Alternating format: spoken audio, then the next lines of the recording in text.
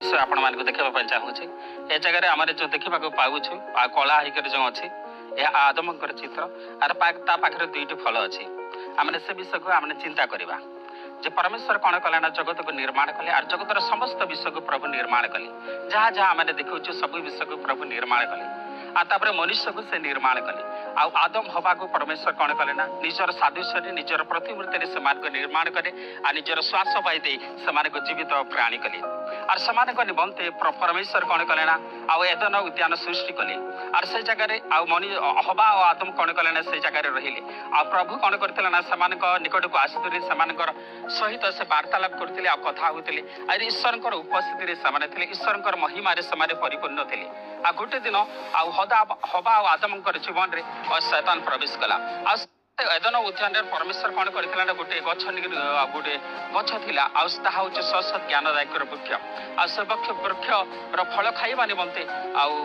आदम हवा को परमेश्वर कौन करते ना मना करते से समय से जगह सर्प थिला से कौन कले ना हवांकर जीवन से प्रवेश कला हवांकर जीवन प्रवेश कला और ताकू कहला तुम जब ये फल को खाइब ताले समस्त अधिकार तुम्हें पाइपर आ सब ज्ञान और सब विषय तुम्हें पाइपर और से समय हवा कौन कला से फल को खाइला फल को खाइबा द्वारा आ से कौन कले ना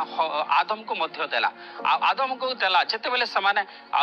से फल को खाइले समान जीवन उल्लंघता देखागला ए जगह आम कौन शिक्षा पाऊँ आम ये शिक्षा पाऊँ जो परमेश्वर समस्त अधिकार देते गोटे विषय कहते जो तुम कौन कर ना ए गचर फल खाइब ना आर से गचर फल खाई ईश्वर आज्ञा को उल्लंघन करते ईश्वर कथा को मानि नी आज बेले ईश्वर कथा को मानिले ना आ से समय जीवन जो आत्मिकता थी आ कौन है ना मृत्यु है आर से जीवन उल्लंघता देखागला आ से जीवन पाप प्रवेश कला ए जगह आम आज कौन शिखिपार जदि आज आम को प्रभु निर्माण कर प्रभु सृष्टि कर प्रभु जहाँ किसी आम को से कही अच्छा आम कौन कर मानबार आम को पालन कर